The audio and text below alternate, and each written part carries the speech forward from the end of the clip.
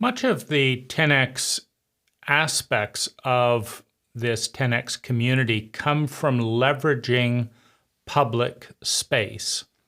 If you take a cordless drill, for example, that sits out in a little alcove near my living room, it gets used less than an hour a year.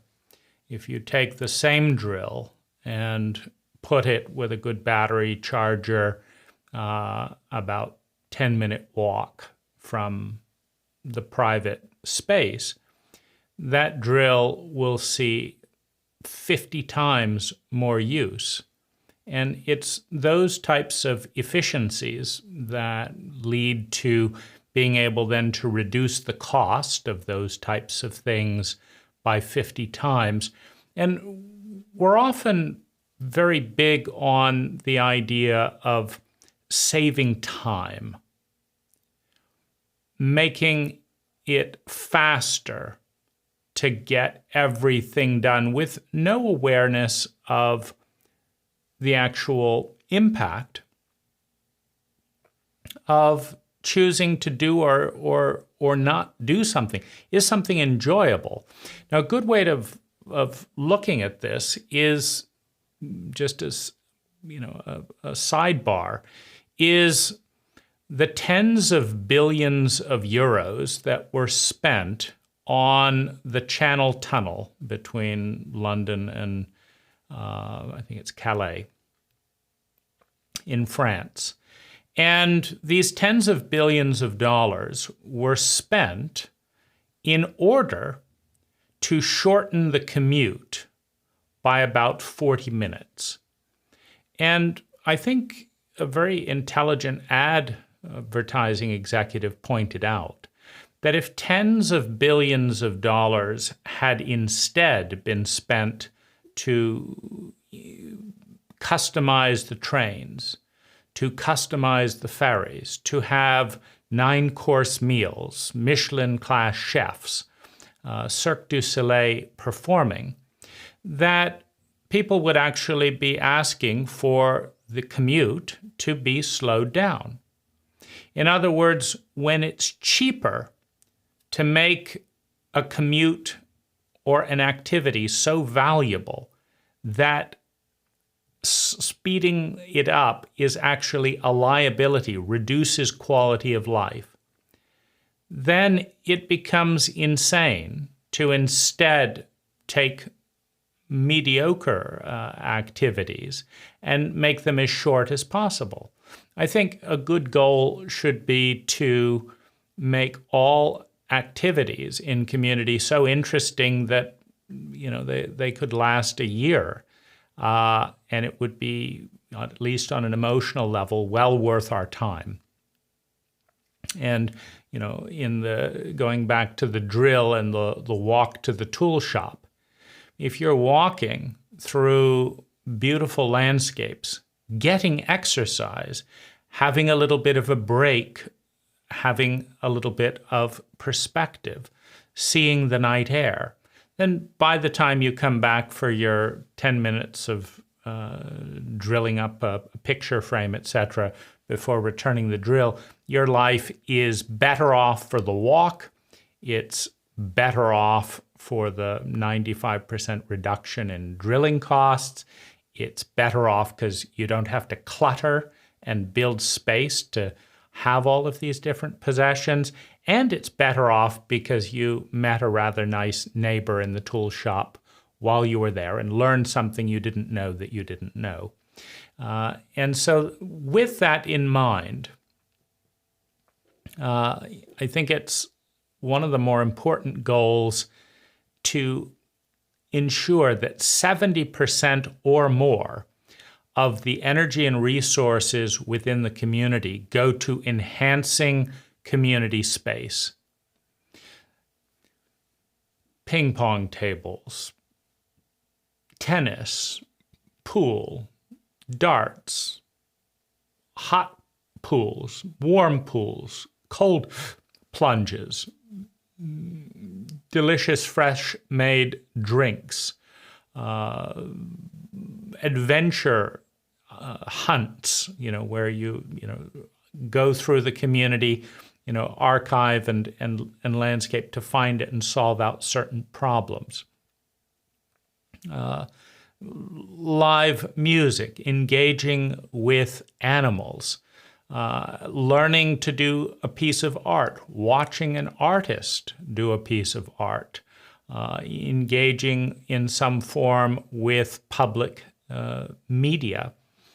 All of these things are more interesting and fun in community than they are in isolation, and they're many hundreds of percent cheaper.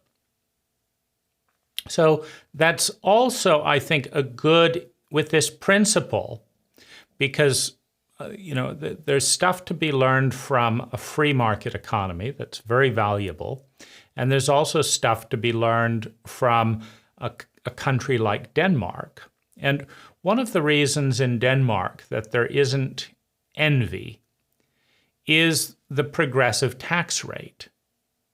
And so, if someone's a billionaire in Denmark and they're contributing a larger portion of their money than anyone else is to the national well-being,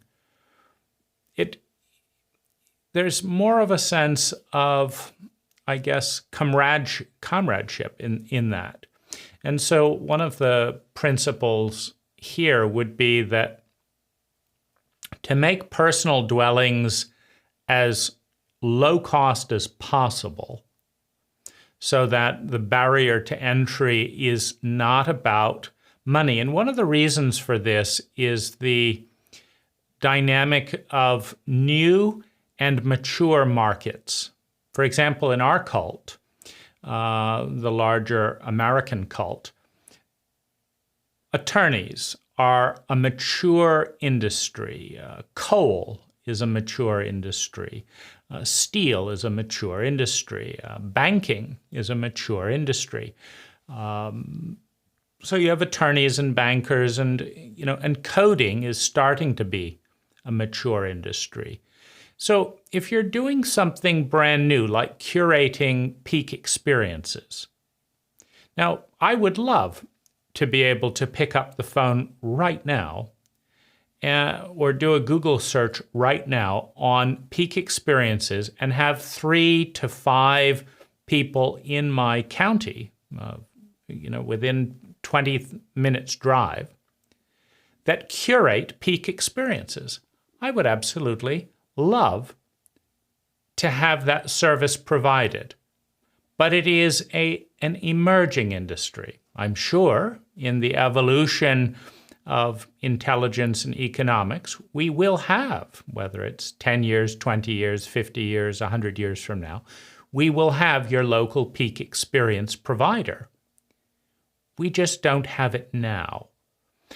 And the trouble, if you go to a bank and say, I'd like to, build a set of infrastructure on a set of lands to curate peak experiences, they're going to say, well, where's the last 5 years? Show us your business plan based on the past. And you can't do that.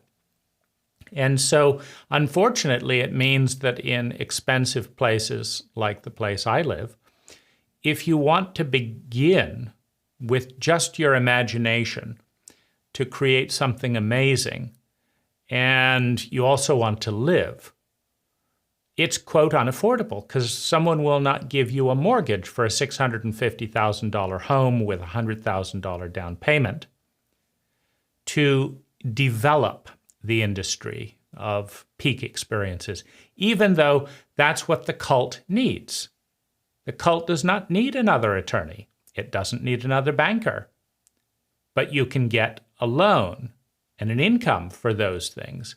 The cult does need people to curate peak experiences, but you cannot get a loan or a mortgage to start a business curating peak experiences. So one of the alchemist type principles to generate diverse emerging new markets, things that are actually going to bring life to the cult, is to reduce the cost, the fixed costs of living, to the lowest point, so that someone could build a tiny house for $3,000 in their own time, watching YouTube videos with recycled materials, and then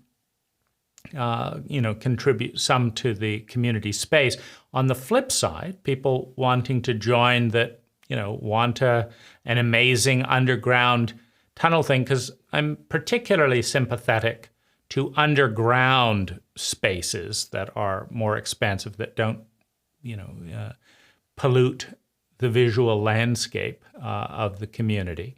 If someone wants to invest in a $200,000 personal pad, largely beneath the view and maybe with a living roof, and they're willing to put 2/3 additional money into the community for public space development, so that's an additional $200,000 into the public space. Now there's less classism and less friction around someone. There's less divisiveness, because a majority of the private expenses, so whatever that amount is, $3,000, $10,000, $100,000, 2 times more is going into the public space. And, there needs to be a certain amount of public space minimum.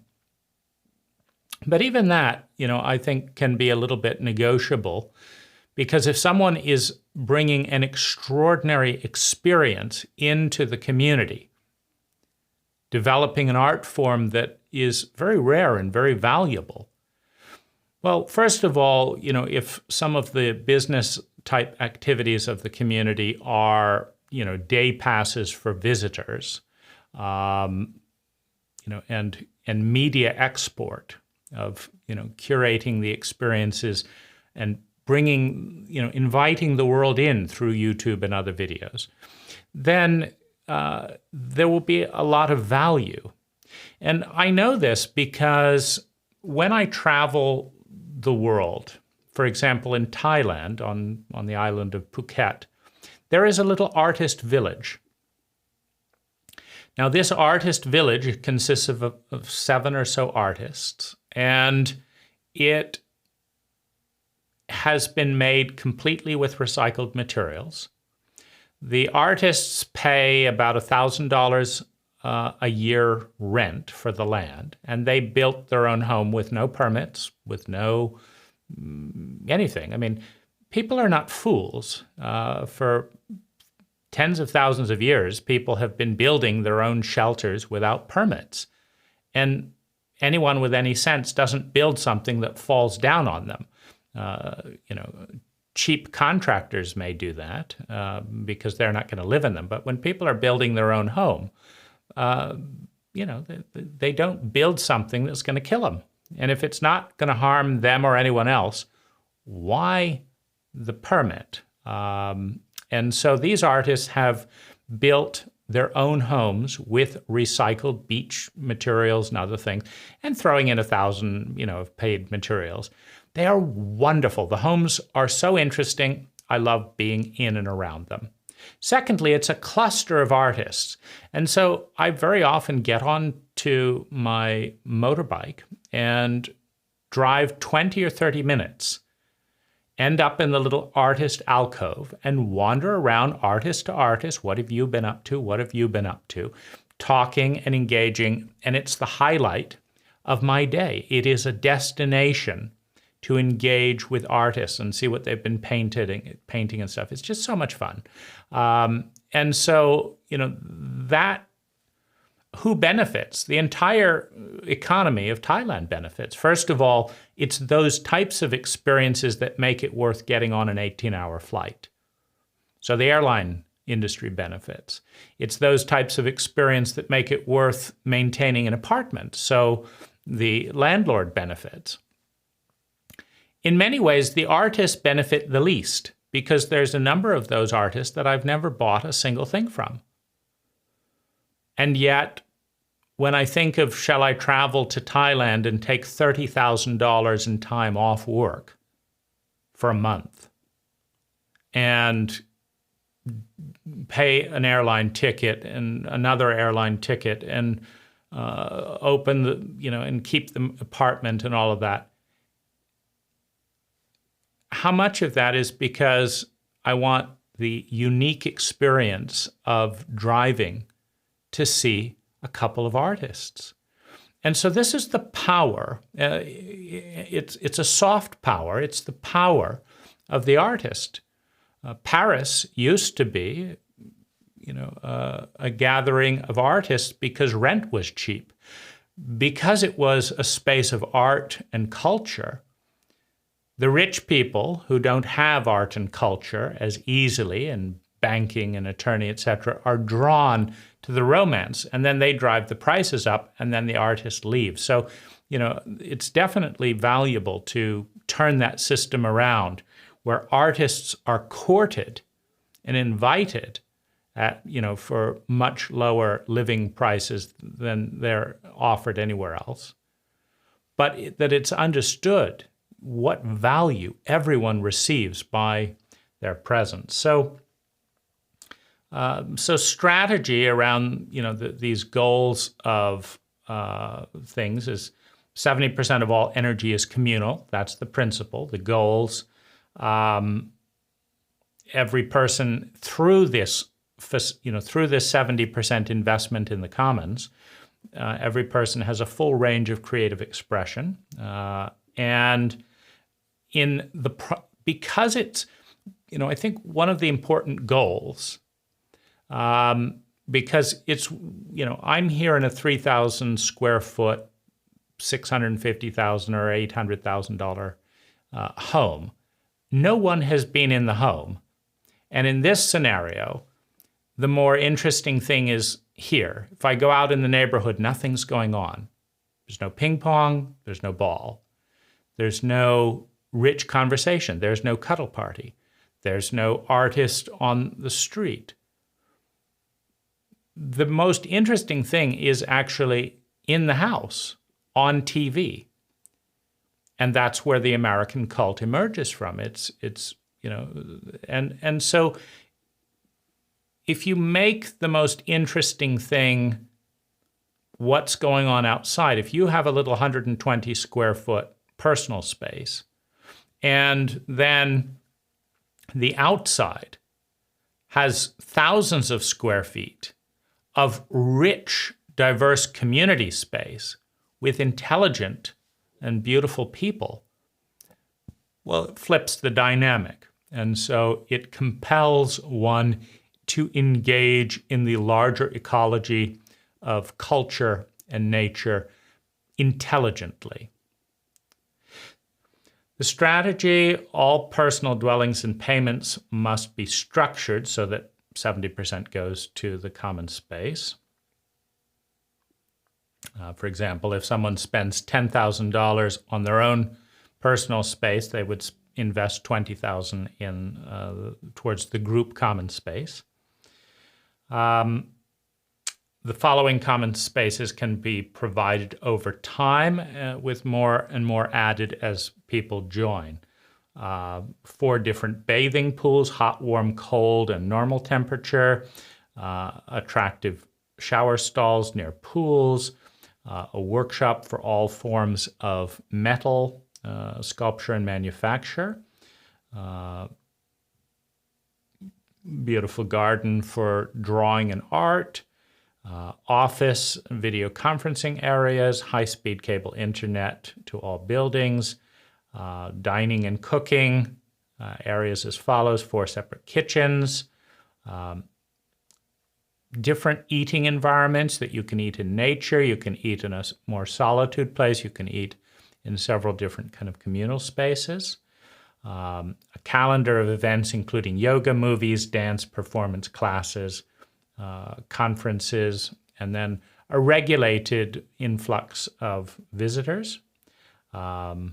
A lake for swimming and also fire prevention.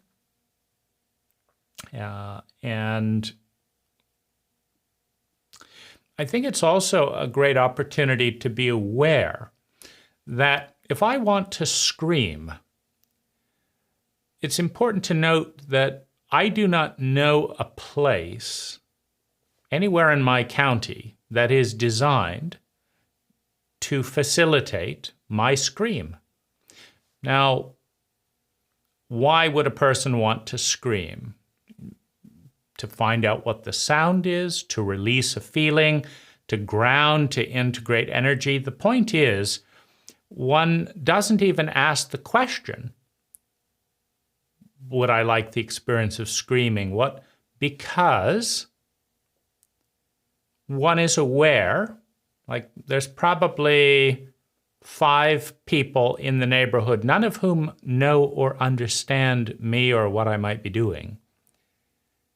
You probably know me more than any of my neighbors. And that's part of the American cult, is anonymity, invisibility, which of course leads to dishonor, disrespect, and misunderstanding. Because when you do not see, spect is to see, respect is to continually refresh your vision. When you do not see, you do not respect and understand something. And so if I just start screaming in this moment, you might know what I'm doing because I've introduced it. But the dissociated neighbors around me, what do they have to do? Is it a domestic violence instance, or should they call the police? They don't know. I don't know what they'll think because that's part of the dissociative cult.